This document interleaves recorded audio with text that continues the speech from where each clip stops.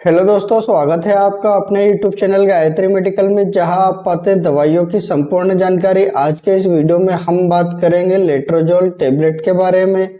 यह एक hormonal medicine है जो कि लेडीज के लिए यूज की जाती है और कई बार इसको जेंट्स के लिए भी यूज किया जाता है। तो जानेंगे इस टेबलेट के brand name, drug strength, use, dose, side effect और प्रिकॉशंस के बारे में, और साथ ही जानेंगे इस टेबलेट को इनफर्टिलिटी में कैसे यूज किया जाता है। तो बने रहिए वीडियो के अंत तक, जिससे आपको इस टेबलेट के बारे में पूरी जानकारी मिल सके। तो चलिए वीडियो की शुरुआत करते हैं।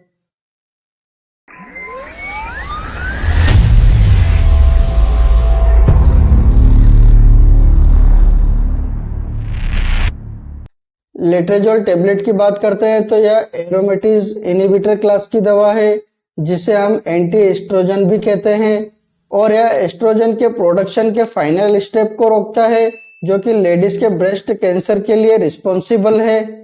और जब एस्ट्रोजन का प्रोडक्शन नहीं होता है तो लेडीज के जो ब्रेस्ट कैंसर की प्रोसेस है वो कम हो जाती है और धीरे धीरे ब्रेस्ट कैंसर ठीक होने लगता है। अब बात कर लेते हैं ड्रग स्ट्रेंथ की। इस टेबलेट के ड्रग स्ट्रेंथ की बात करते हैं तो यह आपको 2.5 mg और 5 mg के अलग अलग स्ट्रेंथ में मार्केट में आसानी से मिल जाती है। अब बात कर लेते हैं ब्रांड नेम की। इस टेबलेट के ब्रांड नेम की बात करते हैं तो यह आपको मार्केट में बहुत सारे ब्रांड नेम से मिल जाती है, जैसे लेट्रोवाल, लेट्रोज, फेमप्रो। यह कुछ पॉपुलर ब्रांड नेम हो सकता है आपके एरिया में किसी और ब्रांड नेम से मिले तो आप उसे भी यूज कर सकते हैं। अब बात कर लेते हैं प्राइस की। इस टेबलेट के प्राइस की बात करते हैं तो इस टेबलेट की एक स्ट्रिप 200 रुपए से लगाकर 240 रुपए तक आती है और यह ब्रांड टू ब्रांड अलग अलग हो सकती है। अब बात कर लेते हैं यूज की। इस टेबलेट के यूज की बात करते हैं तो जैसा कि हम जानते हैं कि यह टेबलेट लेडीज के ब्रेस्ट कैंसर को ठीक करने के लिए यूज की जाती है, और वो लेडीज जो मेनोपॉज की कंडीशन में हो, यानी वो लेडीज जिसके नेचुरली पीरियड्स आना बंद हो गए हो, और यह कंडीशन 40 से 45 साल की उम्र के बाद होती है। और इस टेबलेट का यूज सर्जरी के पहले तथा सर्जरी के बाद और भी मेडिसिन के साथ यूज किया जाता है। और यह टेबलेट स्पेशली उस लेडीज को दी जाती है जिसने पिछले 4 से 5 साल तक डेमोक्सिपिन टेबलेट का यूज किया हो।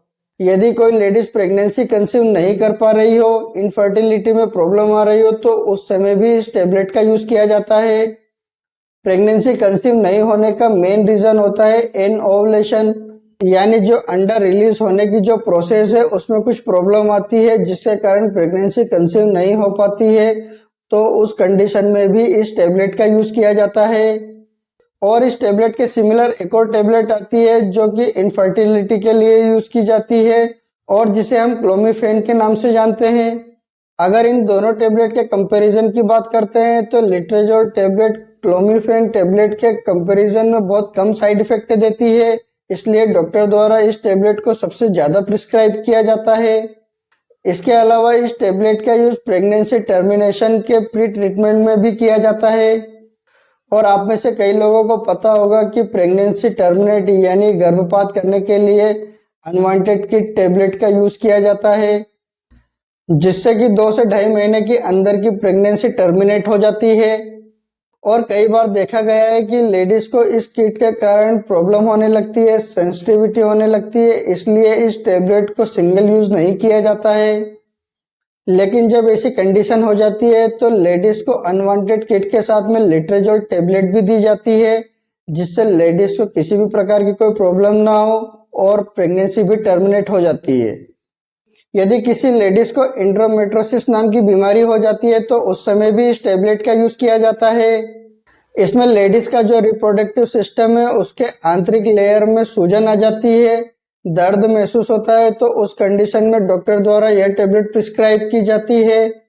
अब बात कर लेते हैं यह टेबलेट जेंट्स को क्यों दी जाती है।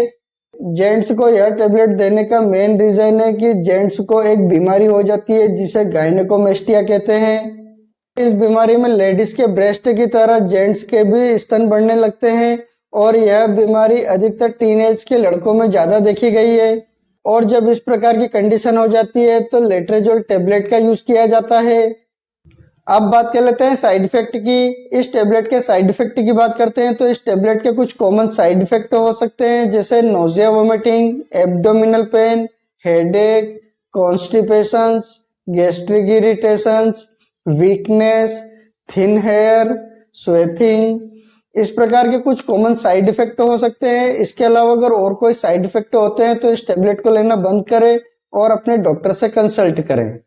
अब बात कर लेते हैं डोज की। इस टेबलेट के डोज की बात करते हैं तो इस टेबलेट को व्यक्ति की बीमारी तथा एज और वेट के हिसाब से इस टेबलेट का डोज दिया जाता है। यदि किसी लेडीज को ब्रेस्ट कैंसर की समस्या होती है तो उस लेडीज को 2.5 mg की टेबलेट दिन में 2 बार लेने की सलाह दी जाती है और इस टेबलेट को खाना खाने के तुरंत बाद यूज किया जाता है और इस टेबलेट को लंबे समय तक यूज किया जाता है। यदि किसी लेडीज को इनफर्टिलिटी यानी प्रेगनेंसी कंसीव करने के लिए अगर इस टेबलेट का यूज किया जाता है तो उसके पीरियड्स शुरू होने के बाद से लगाकर पीरियड्स खत्म होने के पहले इस टेबलेट का यूज किया जाता है। यानी इस टेबलेट को पीरियड्स के समय दिया जाता है, क्योंकि लेडीज के इन 5 दिनों में ही अंडे बनने की प्रोसेस चलती है और उस प्रोसेस में ही इस टेबलेट का यूज किया जाता है।